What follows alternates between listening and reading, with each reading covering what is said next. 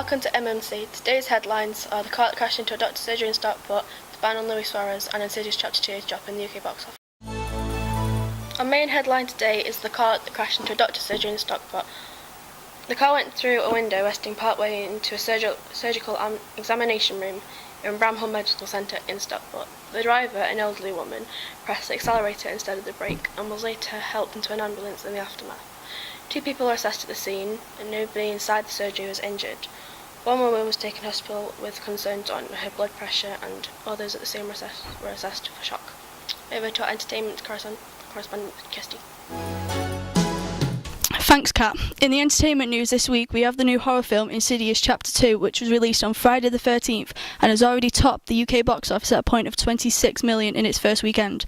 There have been a few complaints regarding of the age rating. It's rated at 15, however some viewers believe that this is wrong. Here are a few people to tell us more. I think it's alright because,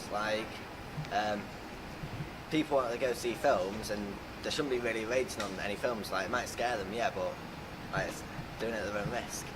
I think it's probably the right rating because it hasn't exactly got sexual content or swearing in, but I think it should have a higher rating because kids that are so young might get a bit too scared by it, like sleeping issues and shit.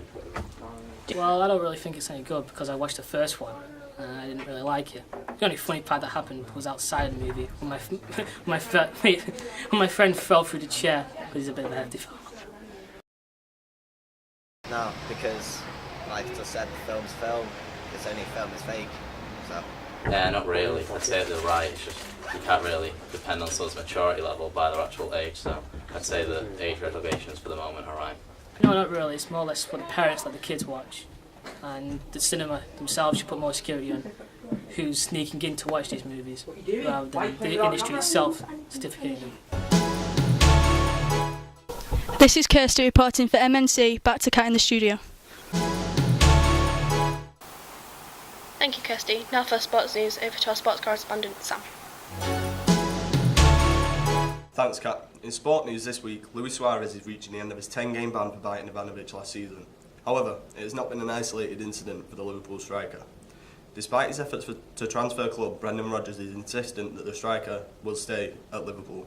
So the question still remains, will the negative media attention that Suarez has received due to his actions on the pitch affect him on his return against Manchester United in the Capital One Cup? Back to Kat in the studio. Thank you, Sam. Now for the weather.